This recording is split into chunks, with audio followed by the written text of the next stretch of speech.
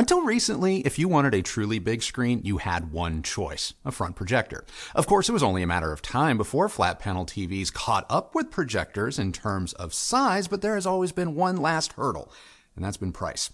With the launch of their XL series, has TCL finally given customers a viable home theater alternative to the front projector?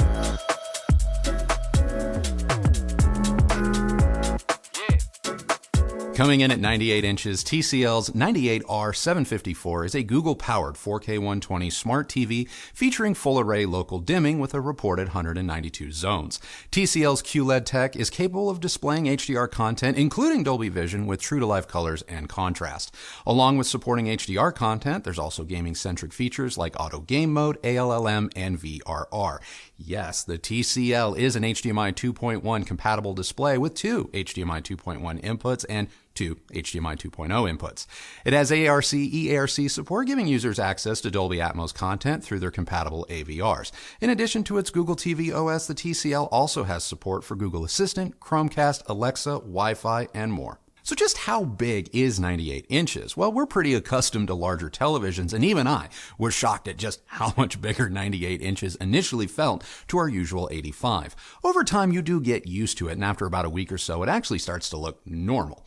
Big, but normal. The design is minimal, with a near edge-to-edge screen design that I really like. If this were an OLED, the TV's depth would probably be a little thinner, but given the TCL's sheer size, I consider its 4-inch depth pretty impressive. The XL series does come with feet for tabletop setup, but if you plan to mount this TV to the wall like we did, I highly recommend that you hire pros to help. TCL advertises the XL series as being VESA mount compatible, and while that's technically true, it's not a pattern that you're going to find with most, if any, articulating mounts. We went through 3 TV mounts before modifying our feature wall, yes, the hole is still there, and a cheap old-school flush mount from Monoprice just so we could bring you this review. Neither our tried-and-true Kanto Pro mount nor the mount we bought from Sanus, who assured our installers was compatible, worked. While it is totally possible to install this DIY style with the help of some friends, I'm not really sure. A 6-pack of beer is enough to cover the labor. And once finally on the wall, setup was pretty easy. Google users who are already familiar with the Google TV OS will find setup second nature. Even coming from the Sony X95K, there was no difference. We used 3 different HDMI 2.1 receivers, the Onkyo RZ50, the new Sony 7000ES, and an Anthem MRX 740. All 3 performed flawlessly. Additional sources included our Apple TV 4K as well as our Sony PS5, where I was able to game at 4K 120 in HDR with no problems. Right out of the box, the TCL boots up in its low-power eco mode, which is plenty bright, but color accuracy isn't great, with a measured margin of error, or delta E, of 10. You need a delta E of 3 or less in order to be considered calibrated, so 10 is obviously not ideal. Thankfully, switching to the movie picture profile produced very impressive results, with 423 nits of brightness and an average delta E for both color and grayscale of 1.5, aka calibrated. While this TV can be made to look even better, I was able to get a delta E of around 1. The difference in picture quality before and after calibration isn't really noticeable. So if you're looking for a TV that is accurate without having to fuss with calibration, the TCL is a great option. Moving on to brightness. This TV won't force you to break out your sunglasses indoors, but it is bright enough to enjoy properly exposed HDR and Dolby content, even in brightly lit rooms like ours. Using HDR test patterns, I measured 766 nits of real-world brightness in its vivid profile and 708 nits in its movie profile, which for a TV this size is pretty darn good. But given the TV's size, glare can become an issue. The screen's matte finish does a good job diffusing light sources that can cause excessive glare, but this coating also impacts perceived brightness.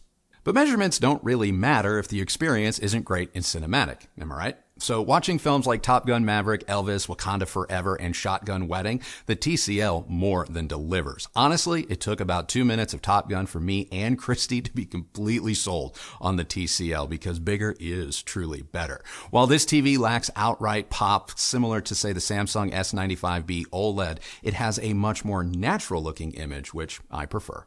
Skin tones are especially realistic. Their color accuracy is stellar and detail is very impressive. Out of the box, the TCL has its sharpness setting way too high, which in turn does cause some artifacting around fine details such as hair. Reducing the sharpness to a value of 10 or less eliminates those artifacts while still leaving the image plenty sharp. Colors on the whole were accurate to the source, but in direct comparison to smaller displays that can prioritize eye-watering brightness, the TCL may come across as just a little bit muted. I assure you, it's not. It's just that modern displays have a tendency to really juice the saturation in an attempt to wow you out of the box, whereas the TCL, at least in its movie profile, prioritizes accuracy. If wow factor is what you're after, just pop the TCL into its vivid mode and you're there. Now, one area where this TV occasionally struggles is in its contrast and black level rendering. Don't get me wrong, the XL can recreate blacks with the best of them. I actually measured a black level of 0.06 nits, so this is not an outright knock. However, complex low-light scenes like those in Elvis or Wakanda Forever do give the TCL a bit of a workout. The 192 zones of local dimming do a good job, but I have seen better. In rare cases, viewers may experience some blooming, and poorly mastered HDR and SDR content may exhibit less than reference low-light detail and contrast. Neither were enough to ruin the experience for me, but it's worth noting. Straight on, the TCL's viewing angle is brilliant. However, as you start to move off axis, the image begins to lose some of its fidelity. The image is very consistent across the entire width of our long 3-seater sofa, but if I sit way off to one side of our room or I watch from our kitchen, the image becomes cloudy with muted colors and contrast. In extreme cases, some mild posterization-like effects and purple tinting of the blacks can also be seen. When gaming or watching 4K films, motion is buttery smooth, with or without any motion interpolation aids turned on. But the TCL can struggle a little bit with broadcast sports in HD. We watch a lot of live sports, and regardless of the network or even the signal, there were occasional moments of choppy motion. Turning off the motion interpolation aids helps ease the load on the processor, making motion smoother during live broadcasts, especially those that come through in 720 or 1080p. But the TCL, it definitely prefers a native 4K signal. Speaking of processing, the AIPQ engine does an admirable job scaling lesser signals to 4K, but it is not the best. Given the TV's massive size, I believe a more powerful or capable processor would be welcomed here. HD signals didn't quite rise to the level of fidelity of 4K, and one only has to look at, say, Sony's upscaling to witness what is possible. It's not that HD content looks bad. It doesn't, but it looks softer compared to native 4K content, something smaller displays have a far easier time hiding. Which brings me to some comparisons. TCL isn't the only brand with a 98-inch display. All of the major players have an XL-size model. What sets TCL apart is there's a chance you may actually be able to afford theirs. For example, Samsung's ultra-big TV, the QN90A, is $15,000, and their 110-inch The Wall is $150,000. And by that metric, the TCL is a relative steal. Now, since we haven't tested any of these truly massive TVs, to keep things fair, I have to ignore size and focus on picture quality and performance. Pretending the TCL is a normal TV, it's actually pretty competitive to the 85-inch Sony X95K, the 83-inch LG C2 OLED, and even the Samsung S95B. Don't freak out. If we're judging the TCL by its factory settings as in accuracy, it scores higher than both the LG and the Samsung, coming in second only to Sony, which is high praise in my book. All that said, while the TCL is impressive, arguably better than even I thought it would be, it doesn't ultimately best our reference Sony and LG displays. The Sony X95K has similar issues with backlighting or extreme off-axis viewing as the TCL, but it doesn't have any motion issues at all, and its internal processor is class-leading, resulting in an even more dimensional and sharper-looking image regardless of the content or resolution. The LG C2 is arguably perfect. It just makes you work for it, requiring a full and professional calibration to get there. Out of the box, the LG is far less accurate than either the Sony or the TCL. As for the Samsung, at least with respect to their QD OLED, the S95B, which I know isn't an apples-to-apples comparison, I honestly prefer the TCL. The Samsung is bright and has that wow factor, but by the time you wrangle all of its potential into an image that's actually accurate, it's not nearly as exciting or as impressive, which is why if you're looking for an OLED, I still recommend LG. Now, for those of you who have been shouting at your screen, "What about front projection?" When it comes to front projection, using a similar size screen, The TCL wins. It wins because you can enjoy a cinematic experience in ambient and bright light with no compromises. Turn the lights off and the experience gets even better. True, front projection setups can go bigger, but apples to apples, especially in mixed lighting situations, the TCL cannot be beat. And for those of you who will say, but I can get a projector for under $1,000 and I don't even need a screen. Sure, 100% you can, but it is highly unlikely the image fidelity, especially in HDR or 4K, will be as good as the TCL. And if you're a gamer, you're not even going near front projection. For front projection to be truly competitive with the TCL, you need to expect to spend about as much, if not more. Admittedly, this is my first experience living with a truly large, I'm talking extra large TV. I can't definitively say whether or not this TV is best in class. It's certainly not the only choice. LG, Samsung, and Sony all have or are coming to market with TVs that are similar in size. That said, I love watching movies and playing video games on this TV. It is so good. This is the most fun I have had with a TV in a long time. While not perfect, no TV has managed to deliver true cinema-like scale and thrills like this one. So that's it. That is now my review of the truly massive TCL. But before we go, what'd you think of it? I love this TV.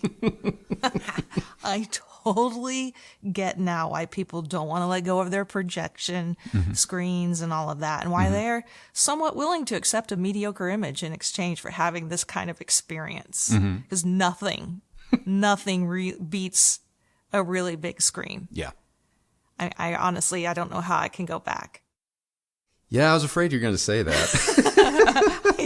I know you've been talking about going back to one of the other televisions that we have, the smaller ones, which it's small, I mean 85, it's still a nice size television, but I know you've been discussing going back for the Well, I mean, we did build a whole wall for 85-inch TVs, but I'm kind of with you. It is hard to take that step back, especially, movie night time where it's like dim the lights, and it's impressive.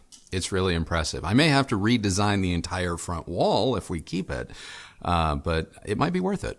It was, I was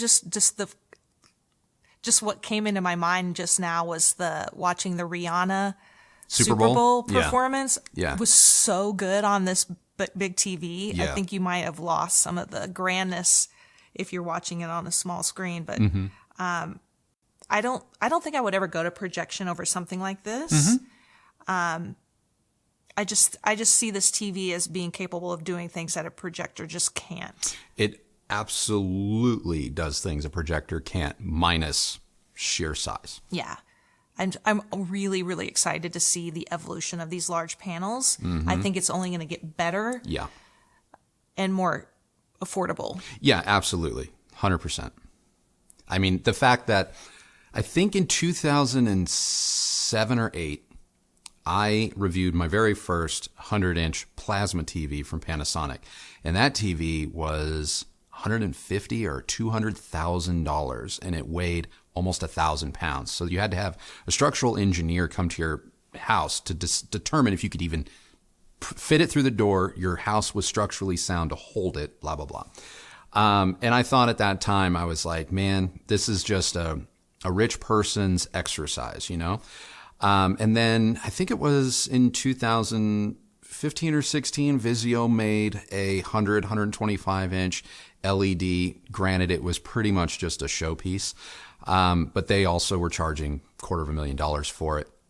And then, so you're like, it's just not coming down quite fast enough. But last year, or beginning of last year, I think it was, when TCL announced this 98-inch at the price that it was, I was like, this is either going to completely change the game or it's going to be a subpar display in order to hit a price point.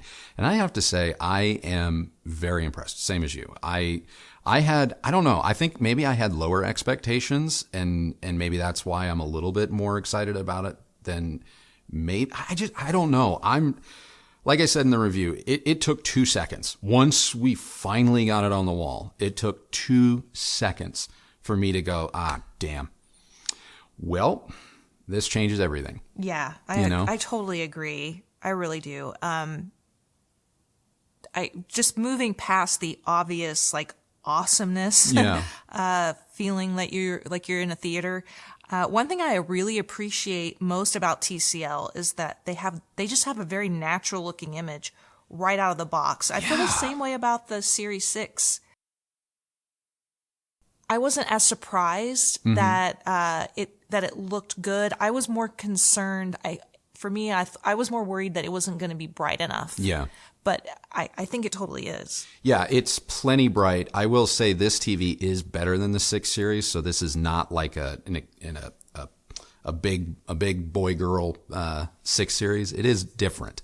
I was concerned about brightness, but 700 plus nits HDR sustained. That's not like 1 pixel running at maximum. That's a standard test pattern. Read multiple times. It didn't drift. It was really impressive. Really impressive. Well, and not having to calibrate this thing is a really big deal in my opinion. Yeah. And before some of you go thinking that, oh, maybe they've got a tailored, TCL gave them a special spec one. No, it's a retail box. It was a retail box. And I know because it came from, I believe, a Best Buy, because this was our second one because the first one was damaged in shipping. I don't know if you're going to agree with me, but I feel like the TCL is the most Sony-like compared to any of the other brands when it comes to having a natural-looking picture. I mean, it's the skin tones are really, really good. In its movie profile, out of the box, is very, very similar to Sony's current crop of LED and mini LED displays in the Custom 1 profile. And I mean, very, very similar, to the point where if you had said, oh, one of Sony's designers moonlights for TCL in the color department, I would have been like, that tracks. Now, I wanted to talk really quickly about the live sports that you addressed in the review.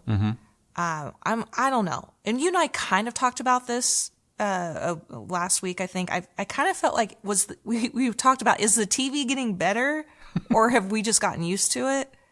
The motion issues? Yeah. Like probably the latter. I don't know. I kind of feel like it has a lot more to do with the just absolute crap signals that networks are putting out. I have to say, if you experience choppy motion on this particular TV, go into the menus, go to the picture, go to motion, turn everything off. And I mean everything. Turn off all motion aids and set all dynamic backlighting, contrast, and set that all to either off or low. You will get smoother motion because, it is my opinion, I believe that is taking some of the load off of that processor. That is honestly the only thing that I think for like a Gen 2 version of this television, that's the only thing that may need addressing, is just give the processor just a little bit more juice. But if you know, hey, I'm only going to watch 4K Blu-rays, I'm not really a big sports nut, or this is going in a home theater, you have nothing to worry about. Do you think that something like this will get diehard projection fans to switch? I think if you're able to experience it for real and you have an open mind, I think a lot of people would be swayed, especially when you consider that there are, the Hisenses of the world and LGs trying to sell you the 2-piece TV with ultra short throw projection. And those systems really aren't designed to go much bigger than 100 to 115 or 120 inches.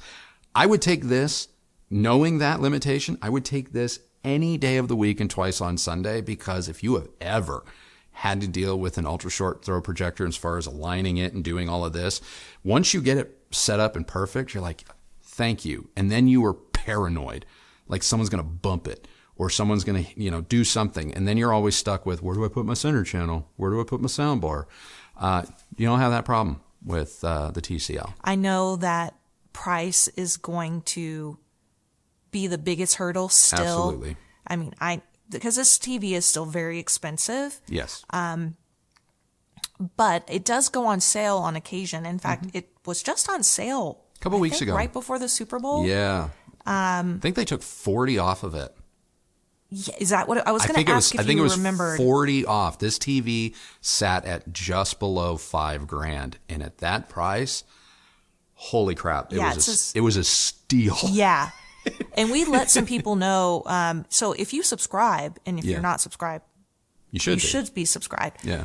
I can post something in the community section if this TV goes on sale again. If I catch it on sale, I'll post that, because I think, like you said, especially on sale, it makes doing something like this really attainable. Yeah. Anyway, that's it. That's it. I love this TV. It's been a lot of fun, and I really appreciate TCL sending it to us. Yeah. So thank you for doing that. Yeah. And this is my biggest TV experience. I mean, besides the projector we've had, but this just slays it. Oh yeah. Slays projection. Sorry. Sorry, not sorry. Sorry if you're, yeah, sorry, not sorry. If you love projection, you can still love it. Yeah. I just think there are other things out there now, which is really exciting. All right, guys, that is now our review of the massive TCL XL TV. What did you guys think? Question of the day. You saw this one coming from a mile away. Which is better, this big TV or front projection?